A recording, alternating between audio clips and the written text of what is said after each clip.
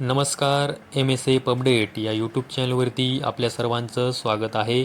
जर तुम्ही आपल्या MSAP अपडेट या यूट्यूब चॅनलवरती पहिल्यांदा आला असाल तर आपल्या यूट्यूब चॅनलला सबस्क्राईब करून ठेवा. आपल्या यूट्यूब चॅनलच्या माध्यमातून विविध राजकीय माहिती मी आपल्याला देत असतो.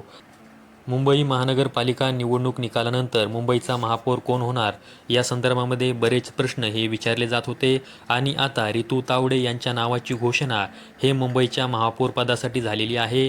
त्याचबरोबर संजय घाडी यांच्या नावाची घोषणा ही मुंबईच्या उपमहापौर पदासाठी झालेली आहे. विशेष म्हणजे हे दोन्ही नेते मराठा समाजातून येतात. त्याचबरोबर हे दोन्ही नेते हे मराठी भाषिक आहेत. मुंबई महानगरपालिका निवडणुकीच्या वेळेस मराठी भाषिक व्यक्ती हा मुंबईचा महापौर होणार का या संदर्भामध्ये प्रश्न विचारले जात होते व आता मुंबईच्या महापौर पदासाठी मराठी भाषिकच महापौर व उपमहापौर यांची निवड झालेली आहे. आता रितू तावडे यांच्याबद्दल सांगायचं झालं तर मुंबई महानगरपालिका निवडणूक 2026मध्ये वार्ड क्रमांक 132मधून त्या भारतीय जनता पार्टी या पक्षाकडून नगरसेवक म्हणून निवडून आलेले आहेत. वार्ड क्रमांक 132मध्ये एकूण जे मतदारांची संख्या होती ती होती 19,810. त्यापैकी रितू तावडे यांना एकूण 16,165 एवढे मतदान मिळालेले आहे. आणि विशेष म्हणजे हा वार्ड क्रमांक 132 हा गुजराती बहुल भागामध्ये येतो.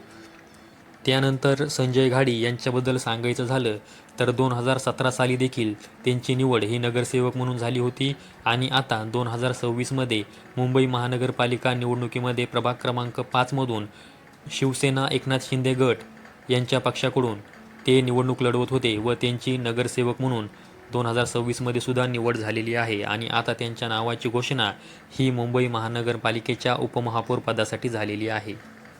तर ही एक मुंबई महानगरपालिका निवडणूक महापौर उपमहापौर या संदर्भात एक महत्त्वाची माहिती तुम्हाला द्यायची होती, त्यामुळे आजचा व्हिडिओ बनवलेला आहे.